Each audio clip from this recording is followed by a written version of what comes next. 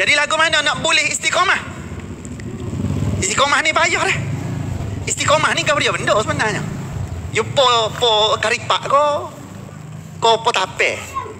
Dak you bukan jenis kuih.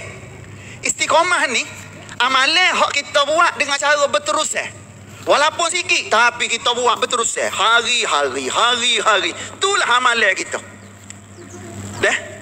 Sebab tu ulama bagi tahu al-istiqamatu khairum min alfi karamah. Istiqamah itu terlebih baik daripada 1000 karamah. Amalan hak kita buat walaupun sikit je. Contohnya sunat duha 2 rakaat je. Kita buat tapi tiap-tiap hari. Berbanding dengan seorang hamba Allah ni, dia buat berapa rakaat?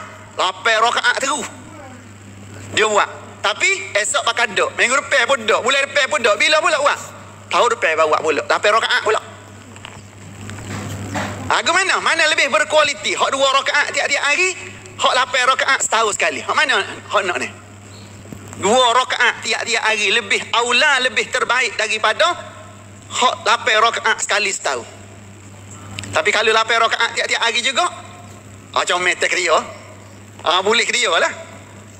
Jadi nak boleh istiqamah ni payah. Nak baca Quran dengan cara istiqamah. Contohnya pagi-pagi nak tadarus Quran semua. Payah. Kalau tak atur molek, tak susun molek, payah. Malam-malam sebelum tidur lepas isyak, al-mu' dulu. 30 ayat. 30 ayat ya. Lama mana agak-agak? Ada sampai setengah jam agak al-mu'. Tak sampai 5 minit. Tapi mudah kau nak buat tu. Payah. Walaupun 5 minit, payah. Sebab itulah nak boleh nak habis masa 5 minit nak basah lidah dengan Quran ni payah. Sebab tu istiqamah ni mahal. Walaupun sikit je nilai dia saat ni tu besar nilai dia. Tapi nak betul-betul istiqamah payah. Nak mari semaya 5 waktu berjemaah dalam kong dalam kipas pun kita duduk ni. Selesa habis ring. Mudah ke agak-agak? Payah. Kalau bukan kerana Allah Ta'ala tolong kita, tak siapa kita. Tak siapa.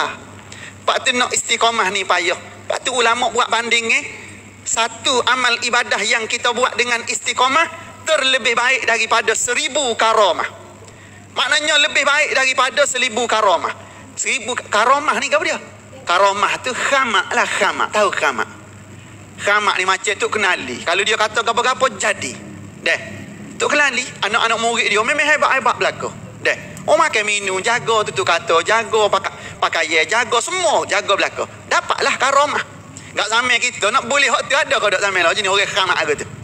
Payah dah lah ni. Payah dah makan minum. Banyak benda syubhah.